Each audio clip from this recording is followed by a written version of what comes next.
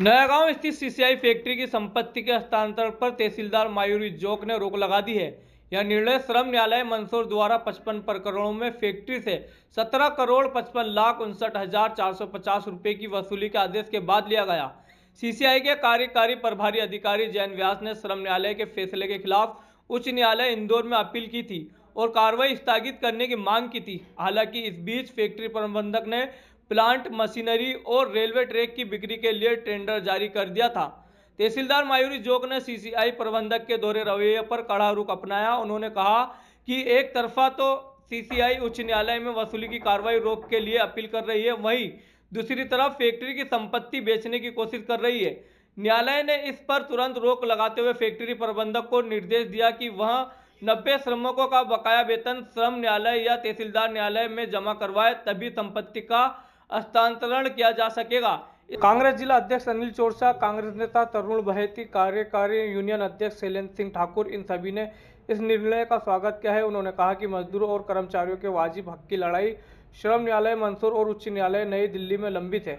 केंद्र सरकार ने दोनों न्यायालयों को अंधेरे में रखकर नीलामी की थी। 55 लेबर थे, उनके वेतन के भुगतान हेतु तहसीलदार जावत के लिए पत्र जारी हुआ था, जिसके तहत हमने मामला जो है उसको दर्ज किया था और प्रकरण इसमें वसूली के तहत चल रहा था। इसमें आवेदक जो वकील थे उनके द्वारा बताया गया कि सीसीआई के द्वारा स्क्रैप की नीलामी का टेंडर जारी हुआ है, जिसमें हमने सीसीआई के द्वारा अभिभाषक को पत्र लिखकर इसमें जवाब चाहा, जिसमें इनके कार्यकारी मैनेजर जयंत विश्वास भी उपस्थित हुए थे और उनके द्वारा इसकी पुष्टि की गई कि ऐसी कार्रवाई दिल्ली लेवल पे की गई है।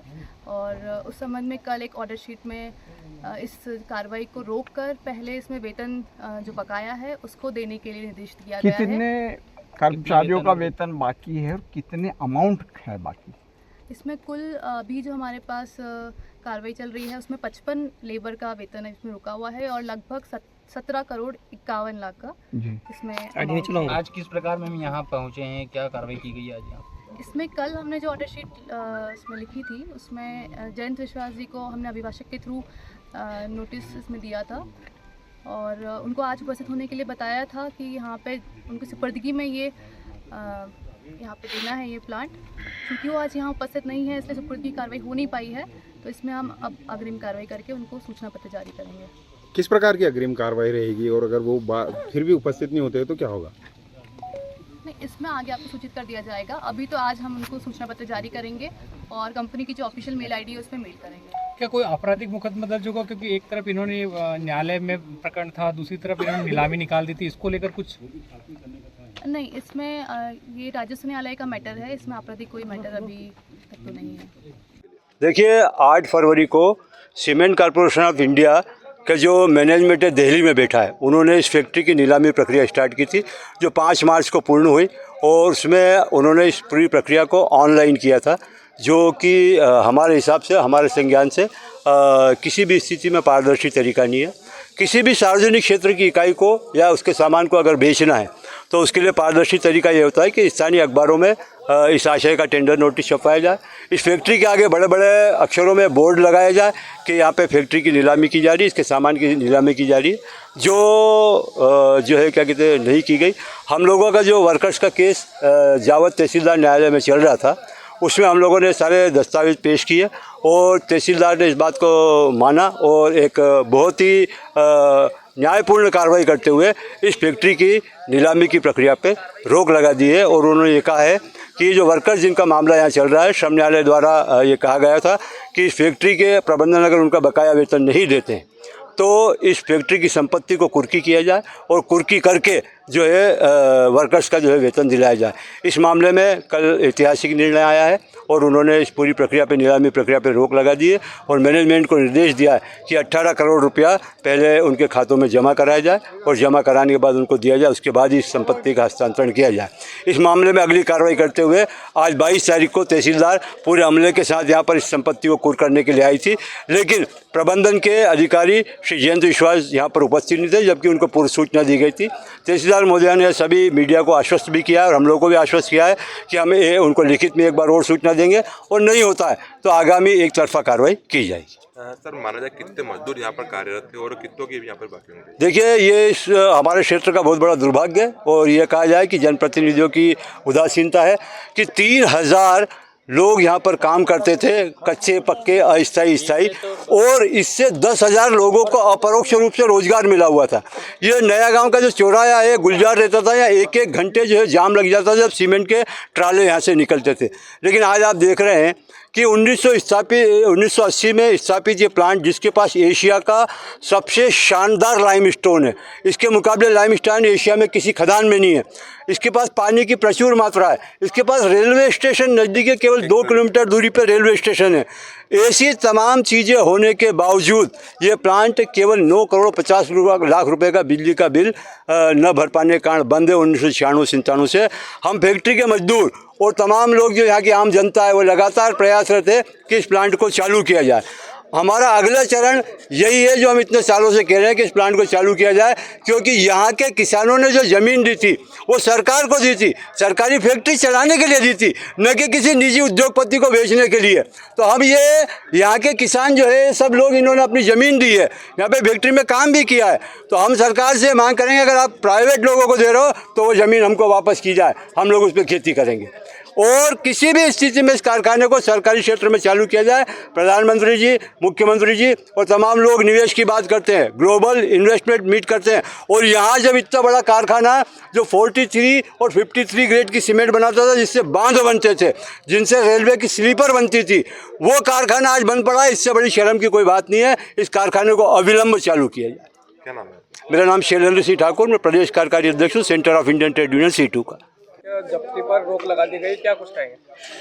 देखिए, जिला प्रशासन को सर्वप्रथम मैं धन्यवाद देना चाहूँगा कि उन्होंने इन मजदूरों ने जो बहुत लंबी लड़ाई लड़ी है और इनके हक में जो फैसला दिया है, जिला प्रशासन वास्तव में बधाई का पात्र है।